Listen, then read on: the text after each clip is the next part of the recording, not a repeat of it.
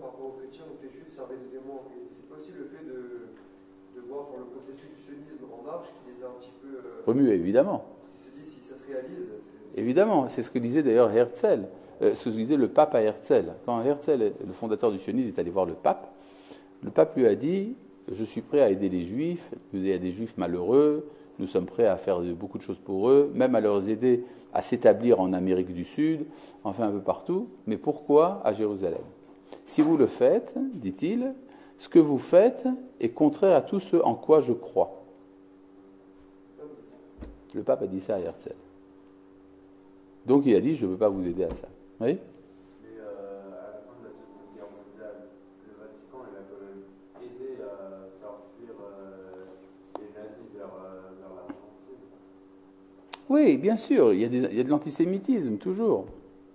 L'antisémitisme, ça, c'est, disons, du viscéral. Mais ce n'est pas dans la théologie, c'est autre chose. C'est beaucoup plus qu'une théologie. La théologie chrétienne est beaucoup plus qu'antisémite. Elle est une théologie de substitution. Israël, c'est l'Église. Donc, les Juifs, ils sont gênants. D'accord ?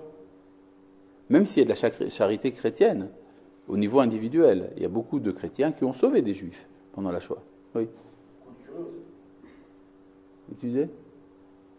Tu veux dire quelque chose ? Ouais, pourtant, il y a une preuve que j'ai vu, il était juif. Quoi ? J'ai rien compris. Il y a une preuve que j'ai vu, il était juif. C'est pas tout à fait évident. Par exemple, tout le monde sait très bien que Jésus... Tout le monde sait... Bon, je peux répondre quand même. Tout le monde sait très bien que Jésus est né en Eretz Israël, dans une famille juive, etc. Mais jamais dans le catéchisme on dit expressément qu'il était juif.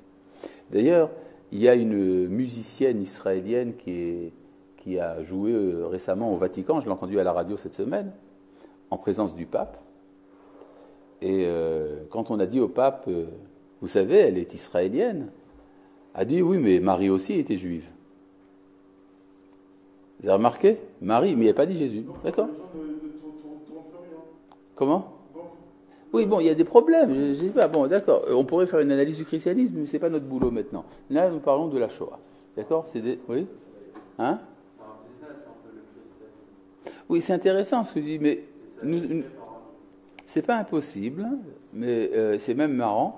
Mais le problème, c'est que c'est pas ça dont nous sommes en train de parler. Nous sommes aujourd'hui dans un cours sur la Shoah et je voudrais quand même dire certaines choses. D'accord ? Donc, il y a la responsabilité donc, du christianisme dans la Shoah est une responsabilité très importante, puisqu'elle a permis l'accumulation de la haine qui, une fois dégagée de ces entraves théologiques, a permis la Shoah. Mais je voudrais quand même aller un peu plus loin.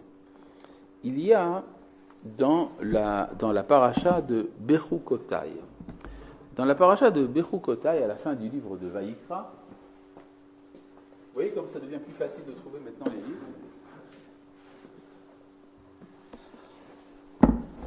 Alors bon, il y a le fameux pacte qui fait que dans toute l'histoire, ça va très mal. Quand on fait le bien, ça va bien, mais quand on fait le mal, ça va mal, et souvent on fait le mal et donc ça va mal. Mais la Torah nous dit que nous serons dans le pays de nos ennemis. Et elle rajoute, Ve'af gamzot, cependant, biyotam beretz oivehem, lorsqu'ils seront dans le pays de leurs ennemis, lo me'astim, je ne les ai pas méprisés. Ve'lo ge'altim lechalotam, et je ne les ai pas rejetés au point de les exterminer. Lehafer beriti itam, car ça serait transgresser mon alliance avec eux.